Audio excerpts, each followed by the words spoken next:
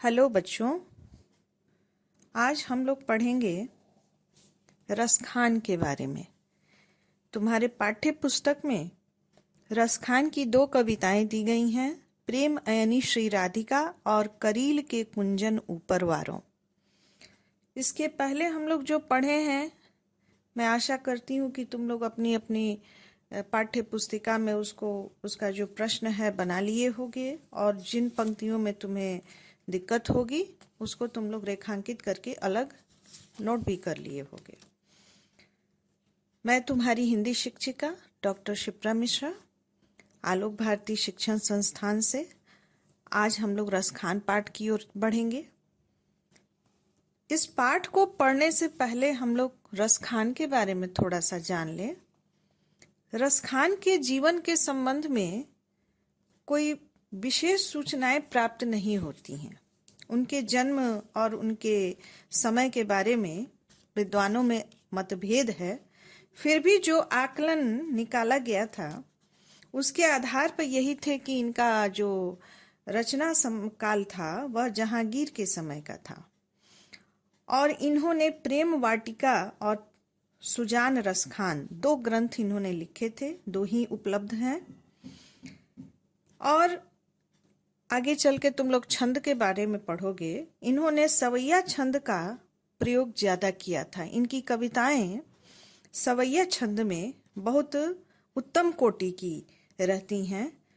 इनकी रचनाओं से प्रभावित होकर भारतेंदु हरिश्चंद्र ने कहा था कि इन मुसलमान हरिजनन पे कोटिन हिंदू वारिये, अर्थात ऐसे ऐसे हरिजन पर, हरि के ईश्वर के भक्त पर, क्योंकि रसखान मुसलमान कवि थे, ऐसे ऐसे मुसलमान ईश्वर भक्त कवियों पर कोटि करोड़ों हिंदू को मैं न्योछावर करता हूँ, क्योंकि कृष्ण भक्ति से सराबोर इनकी रचनाएं हुआ करती थी।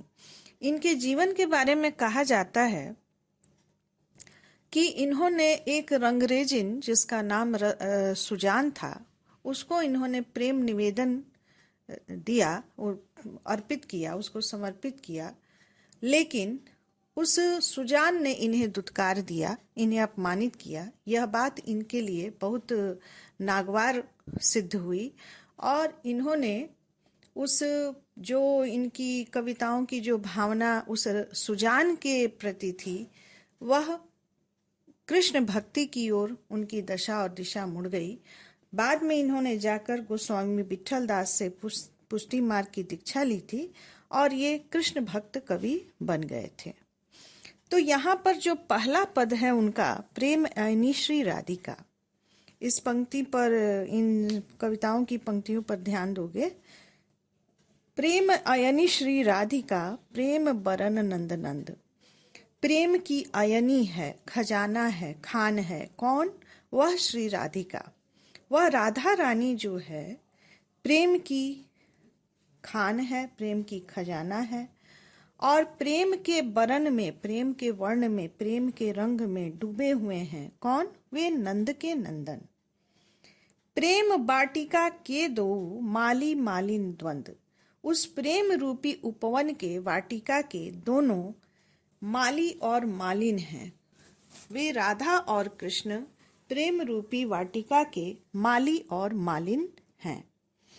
मोहन छवि रस खानी लखी, अब दृग अपने नाही। मोहन छवि, वह मोहन जो मोह लेता है, वह कृष्ण, उसकी मोहक छवि को रसखान ने जब से लखा है, देखा है। रसखान कहते हैं कि मेरी आंखें, मेरे दृग अपने वश में नहीं है। उनकी आंखें उस कृष्ण के वश में हो गई हैं।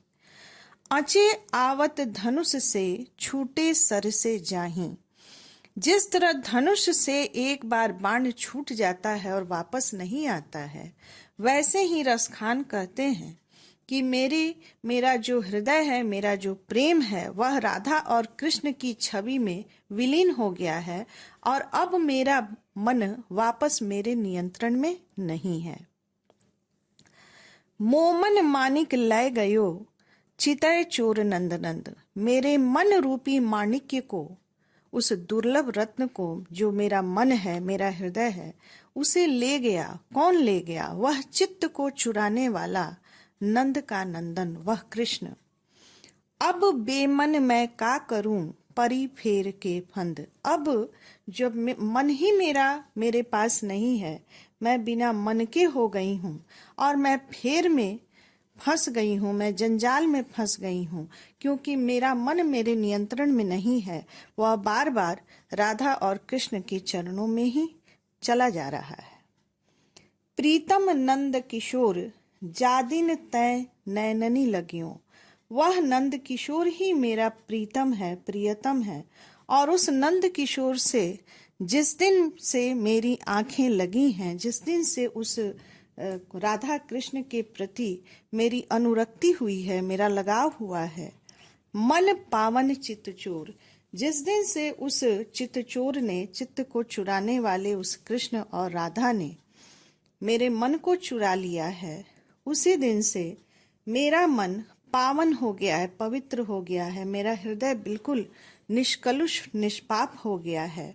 और उस राधा और कृष्ण की युगल छवि को देखने के बाद मेरी पलकें पलक ओट नहीं करी सकें, मेरी पलकें झुक नहीं रही हैं और लगातार मेरी आंखें उस युगल छवि को निरख रही हैं, परख रही हैं, और मेरा मन जो है मेरे नियंत्रण में नहीं है। तो इस तरह पहले उनके पद को हमने देखा और इसके बाद हम लोग अगली कक्षा में अगले पद पर देखेंगे। तब तक के लिए तुम लोग अपनी गृह कार्य को पूरा करोगे। नमस्कार।